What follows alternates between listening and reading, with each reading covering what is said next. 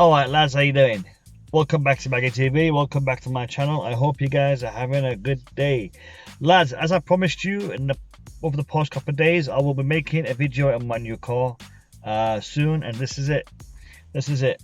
Lads, I'm making my match preview for Chelsea versus Krasnodar either later on today or tomorrow morning. This video I want to address a topic that is a little bit negative. Let's just say it's a little bit negative, and this is my second attempt at recording a video about this topic. The first one I thought I went a little bit too negative and I didn't post it, and the topic is, lads, the Chelsea dressing room and Lampard's control over it, or lack of. That's what I'm going to be talking about as the main topic of this video. Before we get into the video, lads, do us a favor, like, comment and share my video, and most importantly, hit that subscription button and turn that bell notification icon on. I'd really appreciate that. Now let's jump into the video.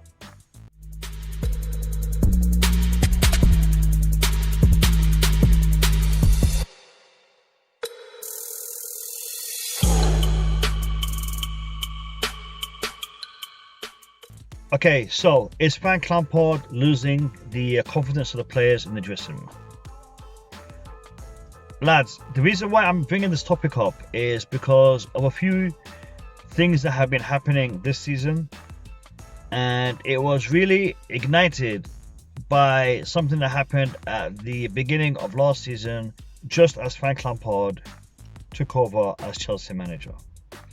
If you all remember, as soon as Lampard took over as Chelsea manager, within a very short period of time, David Luiz left Stamford Bridge for Arsenal, and it was a quick transfer out of the blue, and it took a lot of us by surprise.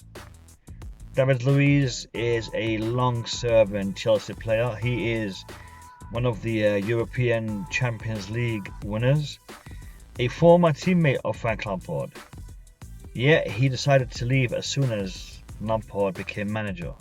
Now for those of you who have been following Chelsea for a few years, you would know that Chelsea over the past few years have always had a problem when it came to the dressing room and who was in charge of that dressing room. Chelsea have always had strong personalities in the squad, always. And those strong personalities always seem to clash with the manager if things weren't going the way that we all were anticipating, predicting, hoping. And those personalities clashed, and a lot of our managers got sacked because of those personalities clashing with our managers. And a lot of managers tried to stamp their mark on the club by controlling that dressing room. Now, last season when Frank Lampard took over, the dressing room didn't have a lot of those big personalities because a lot of the team were new guys, new guns, former academy lads that were given the responsibility and the accountability to take Chelsea forward and secure Champions League qualification, which we did. Now, since then, a lot of new faces have been added to the squad. A lot of big stars have been added to the squad. And some of those guys that did the business for Chelsea and brought us through to the Champions League are now not so prominent in the team, understandably, because of the development of the team.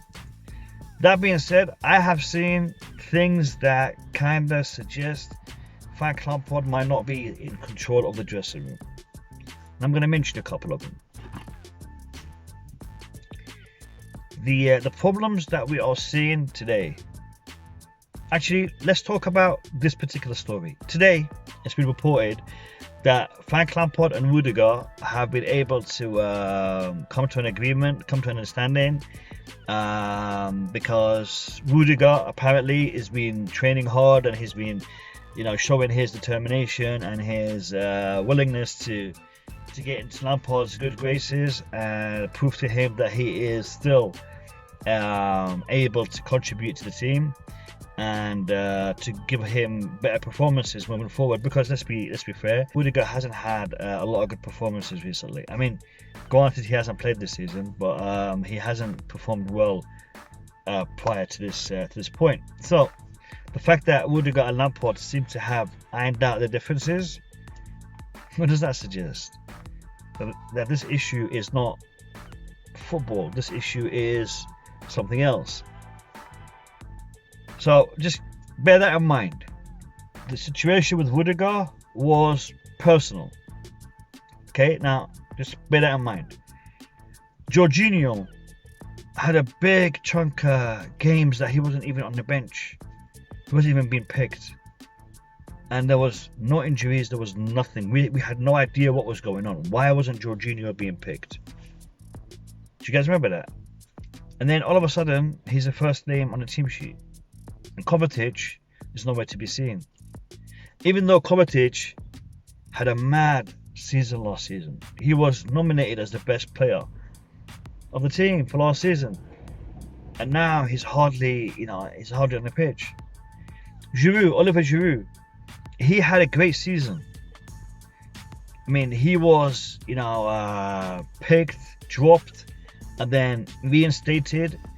And his goals since lockdown is the reason why we're in the Champions League this season. And Giroud is nowhere to be seen, and now we're hearing that he might be looking to move elsewhere, etc., etc. Every now and then we hear Kante and Lampard are having arguments, and they're not, happy. I'm sure there's a lot of tabloid involvement in this, but they say there's no smoke without fire. Emerson Palmieri, every now and then we hear him not being happy. Marcos Alonso throwing a hissy fit and going to the team boss and watching the match on there. There's a lot of things that just show you that Lampard doesn't have that control over the dressing room. Now, this is a problem, lads. This is a problem, and I'm hoping that I'm over exaggerating. I'm looking too much into this. And Frank Lampard does have control over the dressing room, and all of these things that I've mentioned are isolated incidents, or they have been made out to be something that they're not by the media, and we're picking up on them. So I just wanted to give you guys food for thought in regards to Frank Lampard's control over the dressing room, because lads, the dressing room is an important aspect, an important feature, an important part of our team moving forward if we want to have success. A good dressing room will give you good results. A bad dressing room will give you bad results. I'm just putting it out there, lads, and this is the watered down version of my video, because I made one, I recorded one, and I was going to publish it last night, but I thought I went a little bit too far, because I'll be honest with you, lads, I feel very, very unhappy about the way things are going right now. Now, lads, I am positive. In fact, I am confident that the next few games that we're going to have some very positive results because of the opposition we're facing. The next few games, the opposition we're facing is not that great, and we are going to get good results. And if we don't, that's another debate. But hopefully we'll get good results and we'll be able to move forward. So lads, I just wanted to share with you some thoughts that I was having in regards to where we are as a club, as a team right now.